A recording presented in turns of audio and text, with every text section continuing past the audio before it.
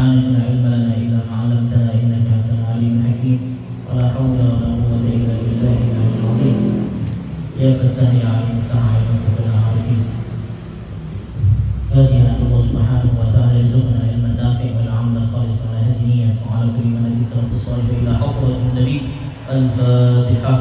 بسم الله الرحمن الرحيم الحمد لله رب العالمين الرحمن الرحيم إياك نعبد وإياك نستعين اهدنا الصراط المستقيم صراط الذين أنعمت عليهم غير المغضوب عليهم ولا الضالين آمين. Alhamdulillah, kita menyambung lagi pengajian kita setelah seminggu libur dan tabiatnya ilmu itu kalau tidak dibaca, nggak diulang itu hilang. Itu hukum manusiawi berarti. Ya santri nggak baca kitabnya lagi hilang, apalanya hilang ilmunya. Jadi setiap pengajian kita selalu mengulang episode yang lalu, baru kita masukin pelajaran baru. Ya episode yang lalu, 2 minggu yang lalu kita bahas mengenai apa? Mengangkat suara ketika berzikir setelah sholat 5 waktu. Kita harus meyakini bahwasanya gawin itu sudah sesuai syariat. Dalilnya di mana? Dalilnya di dalam Sahih Bukhari dan Muslim. Kita kalau ada orang ngomong mengatakan ini ada di kitab Sahih Bukhari, itu kitab paling sahih setelah Al-Quran. Di dalam Sahih Bukhari itu Abdullah bin Abbas sepupunya Rasulullah mengatakan inna raf'as sawti bidzikri hina yansrifun nas ila al-maktubah kana 'ala hadis Nabi sallallahu alaihi wasallam. Kata beliau, mengangkat suara ketika berzikir setelah selesai dari sholat 5 waktu itu sudah ada mulai zaman Rasulullah. Artinya dalilnya sudah jelas banget, mengangkat suara ketika berzikir setelah sholat 5 waktu sudah ada semenjak zaman Rasulullah, dan itu ada di dalam Sahih Bukhari dan Muslim. Selesai ya. Kemudian mereka yang tidak mau berzikir atau mereka tuh ngakunya berzikir juga di sholat, cuma sir aja ya, berzikirnya kali nyaring, akhirnya di pojok masing-masing. Cuma kadang udah HP juga, kadang langsung berzikir juga kan. Nah, tapi nyata masalahnya apa? Seandainya mereka yang kadang berzikir nyaring setelah sholat itu kadang menyambati kita, sebenarnya ada apa? Maksudnya kadang usil terus, suka ganggu orang, nyambati kita yang berzikir setelah sholat waktu bid'ah lah, karena diajarkan Nabi lah, padahal sudah sesuai tuntunan syariat di Sahih Bukhari Muslim tadi. Tapi mereka itu apa? Suka ngeledek atau nyambati kita. Nah, akhirnya apa dalil mereka? Kita harus tahu. Dalil mereka adalah hadis Nabi yang mana Rasulullah bersabda, "Irba'u 'ala anfusikum." Kata Rasulullah, kasihani diri kalian, kata Rasulullah. "Innakum la tad'una asam wa la ghaib." Kalian tidak perlu nyari-nyari ketika berzikir, berdoa itu tidak perlu, kata Rasulullah, karena kalian tidak sedang memanggil zat yang tuli atau zat yang gaib. Tidak, Allah Ta'ala Maha mendengar, Allah Ta'ala Maha dekat. Rasulullah pernah bersabda seperti itu, innakum tad'una sami'an qariban wa huwa ma'akum. Kata Rasulullah, sesungguhnya kalian sedang bermunajat, berdoa, berzikir, menyebut nama zat yang Maha mendengar dan Maha dekat. Tidak perlu kalian mengangkat suara. Nah, gara-gara hadis ini yang menjadi senjata mereka untuk tidak membaca secara nyaring. Dan belum sudah jelaskan, yang bermasalah bukan dalilnya, bukan hadisnya, tapi pemikiran seseorang ketika memahami hadis tanpa membuka syarahnya, tanpa membuka penjelasan ulama. Itu aja sebenarnya masalahnya. Jangannya dibuka dulu kitabnya itu apa maknanya. Nah, qala Imam Nawawi, Imam Nawawi mengatakan ma'ana urfuqu bi anfusikum fi anadbu ila khafdi sawti bi dzikri idza lam tad'u hajatun ila rafihi. Kata Imam Nawawi, maksud kata Rasulullah bahwasanya kasihanilah diri kalian, jangan nyaring-nyaring ketika berzikir. Itu maksud Imam Nawawi apabila tidak ada keperluan gasan menyaring. Apabila itu ketika kita berzikir sorangan, bapak nyaring-nyaring, pujian atau di jalan, la ilaha illallah, karena mungkin kayak itu. Nah, akhirnya pemahaman seperti ini kita tahu dari siapa? Dari ahli hadis yang bernama Imam Nawawi. Kata beliau, maksud Rasulullah, kalian jangan nyaring-nyaring ketika berzikir. Itu ketika berzikir sendirian. Idza lam tad'u hajatun ila raf'ih. Apabila kalian tidak ada hajat untuk mengangkat suaranya, jangan diangkat suaranya. Nah, seperti itu maksudnya. Wa idza hajatun ila raf'i rafa'a. Tapi kalau ada hajat, ada keperluan harus menyaring, maka mau tidak mau harus menyaring. Kata beliau seperti itu. Kapan itu? Ya ketika kita berzikir, mungkin kita mimpin tahlil atau apa. Masa iya kita kayak orang anak tahlil mengheningkan cipta? Menunduk berdatangnya tidak mungkin. Pasti baca la ilaha illallah supaya semangat menyaring, karena ada hajat harus menyaring mau kada mau supaya kompak beradaan. Wa min dzalika al-jahru bi salati subhi wal maghrib wal isya wa ghairiha. Oleh karena itu ada membaca zikir atau al-Fatihah yang kita baca ketika waktu subuh, maghrib dan isya juga menyaring karena memang ada hajat, ada keperluan. Nah, jadi yang jelas nanti kalau ketemu mereka orang-orang yang anti berzikir nyaring setelah sholat 5 waktu, pada maunya bewirid nyaring dengan alasan Rasulullah bersabda, kasihanlah diri kalian, jangan mengangkat suara ketika berzikir dan berdoa. Kita jelaskan itu kata Imam Nawawi apabila tidak ada hajat untuk menyaring. Apabila ketika kita zikir sendiri, kita zikir berjamaah, berarti ada hajat untuk menyaring. Nah, seperti itu. Ya. Itu pelajaran yang lewat. Nah, sekarang kita memasuki pelajaran baru yang semuanya berkaitan dengan aktivitas keseharian kita, yaitu hukum ad-duf wal yaw, hukum menapak terbang. Baik terbang halus kah, terbang ganal kah, terbang bas kah, terbang yang ada gerincingnya itu kah, atau kada kah. Wal yara itu seruling, cuma seruling yang digunakan buat habaib ketika merawis. Kalau dia pernah melihat orang merawis ya, zakin itu pasti ada seruling kan. Nah, seruling seperti itu yang dibahas ini bukan serulingnya dangdut. Kalau seruling dangdut itu haram loh. Ini seruling itu ada dua. Makanya perlunya kita belajar kepada orang Arab langsung itu apa? Karena orang Arab langsung itu kawal menunjukkan. Sebab kalau diterjemahkan yara, ini bahasa Arabnya yara, diterjemahkan ke kamus bahasa Indonesia artinya satu, seruling. Akhirnya diartikan berataan seruling haram. Padahal ada seruling yang tidak diharamkan. Ada seruling yang haram. Sama dulu pernah ulun membahas di sini masalah dhab biawak. Dhab biawak ketika diterjemahkan ke bahasa Indonesia ya artinya satu, biawak.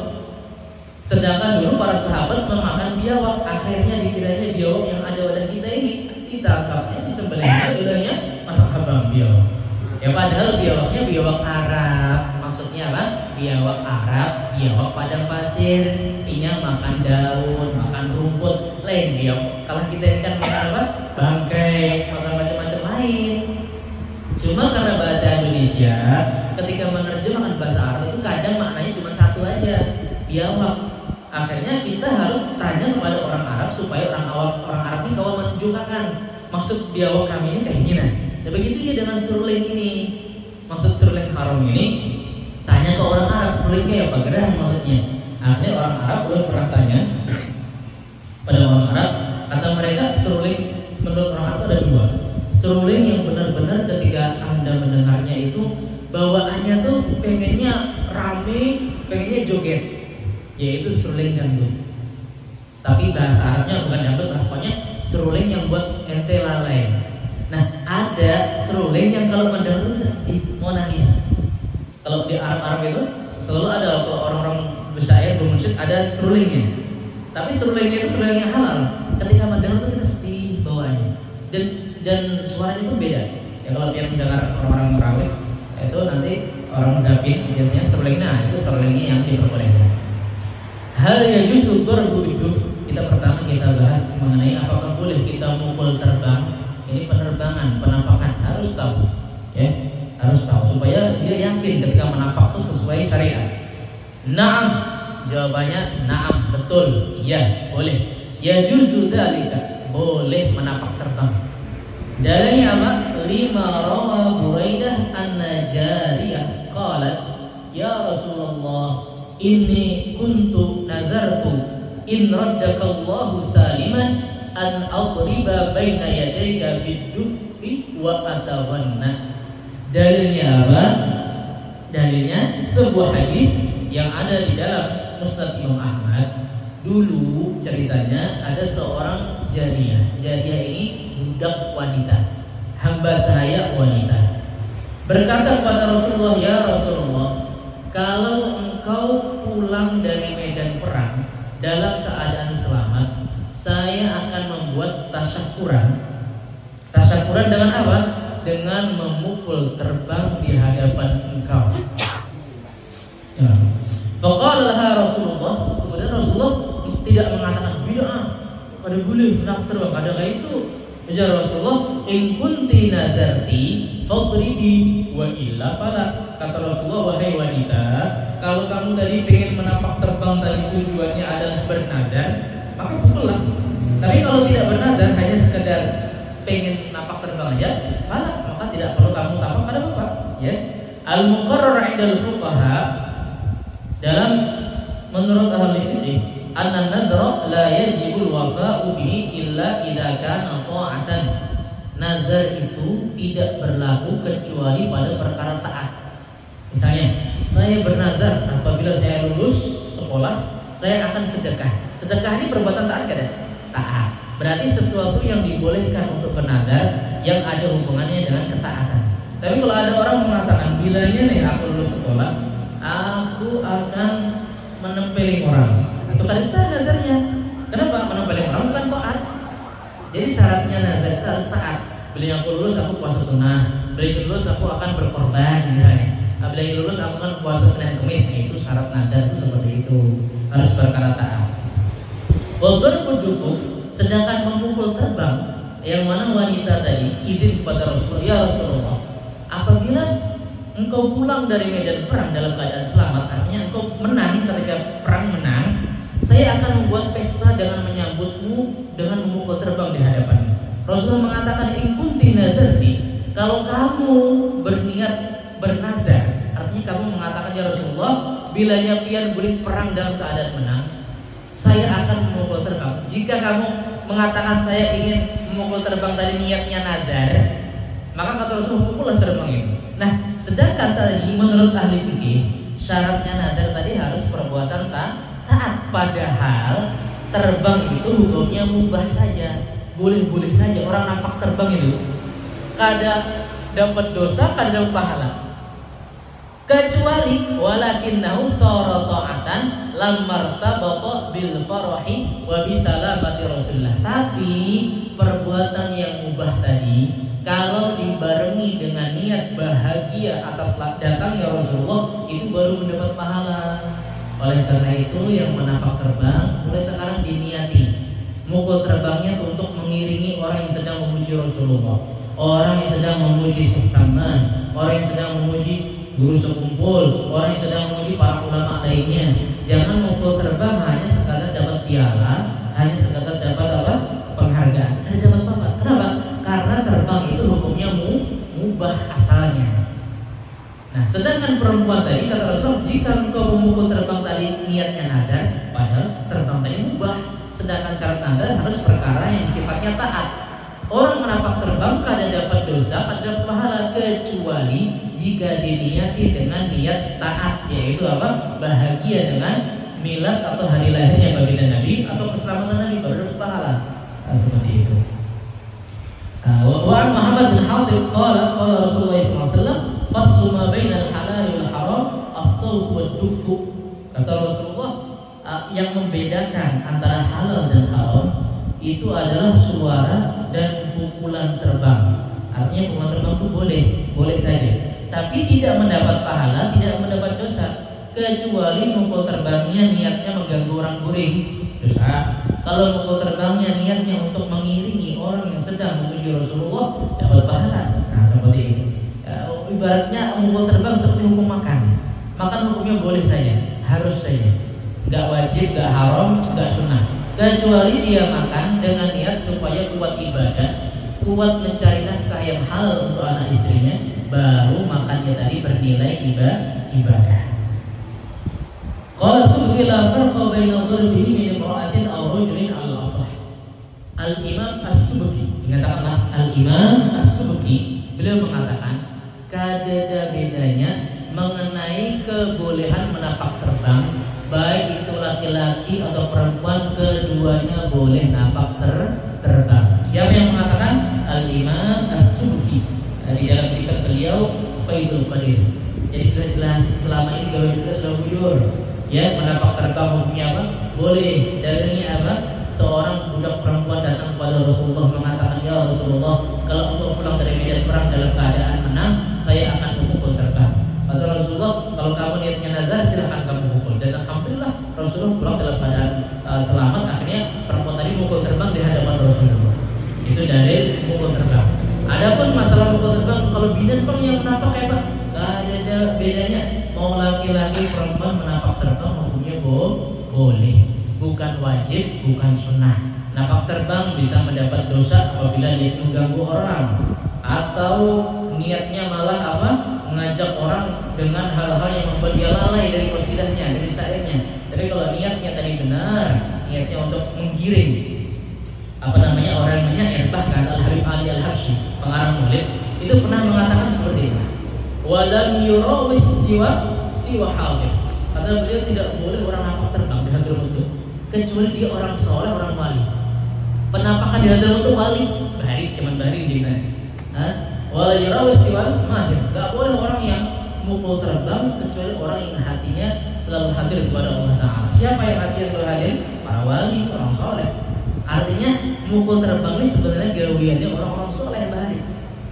Jadi jangan dinodai menapaknya sambil berpadiran lah, sambil berokok lah, sambil apalah.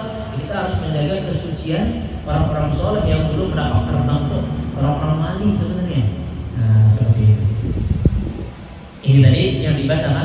Terbang secara mutlak, bukan terbang di dalam masjid, belum lagi.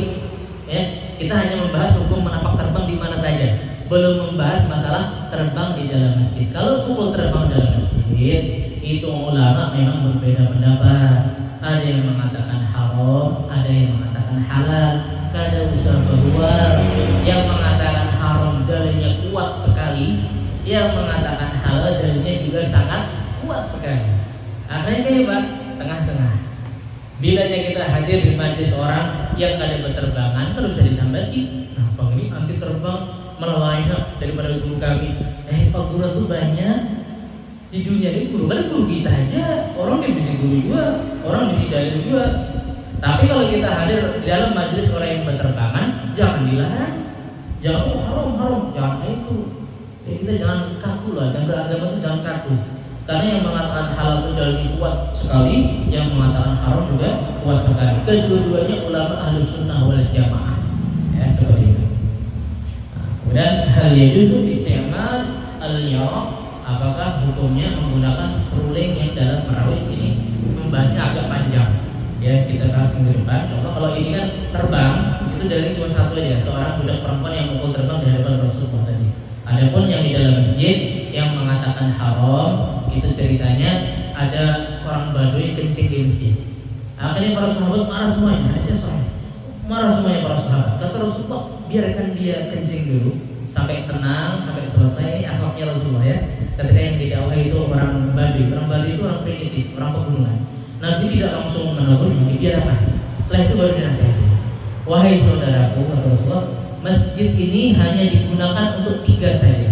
Nabi langsung menyambat 3 saja. Lis-shalah, untuk salat, wa dzikir, dan untuk berzikir, wa qiraatil Quran, dan hanya untuk membaca Al-Quran.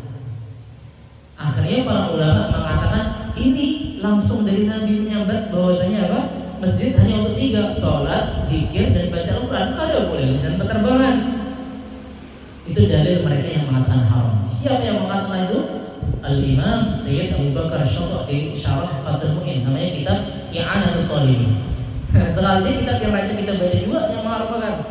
Kalau orang mau membaca, kadang orang tidak membaca, mentang-mentang dia pecinta yang menapak terbang dalam masjid, yang disampaikan dalil yang boleh aja. Akhirnya ketika ada orang mengharamkan, bingung ya, wah ini wali, ya Allah yang mengharamkan tuh Sayyid Abu Bakar Syatibi di I'anatul Talibin ketika beliau membahas masalah ij'alu hadza nikah fil masjid wa dribu ahli al-quduf. Kata Rasulullah, jadikan akad nikah di masjid dan pukullah terbang. Kata Sayyid Abu Bakar Syatibi di I'anatul Talibin, maksud pukul terbang bukan di dalam masjid, tapi di emperan masjid, di pelataran masjid. Itu beliau yang ngomong seperti itu. Tapi kadang kita ada baca khasiatnya. Akhirnya ketika ada orang mengatakan haram terbangan dalam masjid, abud. Padahal ulama kita juga ahlus sunnah yang mengatakan halal, dalil juga kuat sekali. Dalilnya apa? Di Sahih Bukhari ada orang Sudan. orang Sudan atau orang Ethiopia. Dalam hadis itu orang Habasyah. Orang Habasyah itu orang berkulit hitam. Main tombak, menari-nari di masjidnya Nabi. Menari-nari di masjid Nabi dan Nabi tidak menegurnya. Perkara yang dilakukan di hadapan Nabi, terus Nabi tidak komen, Nabi tidak mengatakan bid'ah, Nabi tidak mengatakan ini, maka hukumnya halal boleh. Seperti dulu pernah kita bahas masalah tasbih seperti ini. Rasulullah memang tidak pernah menggunakan tasbih seperti ini, tapi istrinya Rasulullah Sofiyah menggunakan tasbih. Abu Darda, Abu Hurairah, semuanya di hadapan Nabi, Nabi tidak menegurnya. Maka tasbih hukumnya boleh. Makan biawak tadi, Nabi tidak makan biawak, tapi sahabat Nabi di hadapan Nabi makan biawak tidak diharamkan oleh Rasulullah, maka hukumnya boleh. Begitu juga dengan apa? Dengan hukum masalah yang kita bahas tadi, yang orang pakai tombak tadi, menari-nari. Bayangkan kalau kita menapak terbang kan hanya duduk manis, ya kan? Ini menari-nari bawa tombak. Akhirnya para ulama mengatakan kalau menari-nari di masjid Nabi membawa tombak dia boleh, apalagi yang duduk manis menapak terbang, lebih boleh lagi dong. Nah, itu dalil yang mengatakan halal. Siapa yang mengatakan? Ibnu Hajar Al-Haytami. Semuanya ulama fikih, semuanya ahli hadis, semuanya ahli sunnah wal jamaah. Jadi jelas ya, yang mengatakan halal juga benar, yang mengatakan haram juga benar. Sama kuat dalilnya. Yang mengatakan halal berterbangan dalam masjid karena ada orang Habasyah Ethiopia menari-nari di masjid membawa tombak, dan Rasul tidak menegurnya. Bahkan istri Rasul itu di riwayat itu ikut nonton. Dan Nabi tidak mengatakan haram, pada boleh ini masjid, bukan ada, dibiarkan sama Rasulullah. Akhirnya para ulama mengatakan nih, kalau main tombak, menari tombak aja boleh di masjid, apalagi hanya menapak terbang. Menapak terbang dan duduk manis, ya kan? Ada sampai kayak lomba yang, Masya Allah terbangnya, terbang ke langit, terbangnya misalnya. Kadang itu, maka boleh. Ya. Ada apa yang mengharamkan tadi?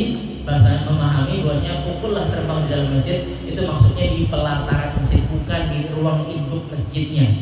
Dan karena hadis Nabi yang mengatakan masjid tadi hanya untuk 3, sholat, zikir, dan baca Quran. Nabi sudah mengatakan seperti itu. Akhirnya ulama yang satu memahami hukumnya halal, yang satu mengatakan hukumnya apa? Hukumnya haram. Ya, terserah mau ambil yang mana. Tapi kita ini sudah tahun 2025 ya, sudah ada zamannya lagi yang bercakut, berbual. Hanya karena itu malah menunjukkan ilmu kita itu cetek, ya, ilmu kita dangkal.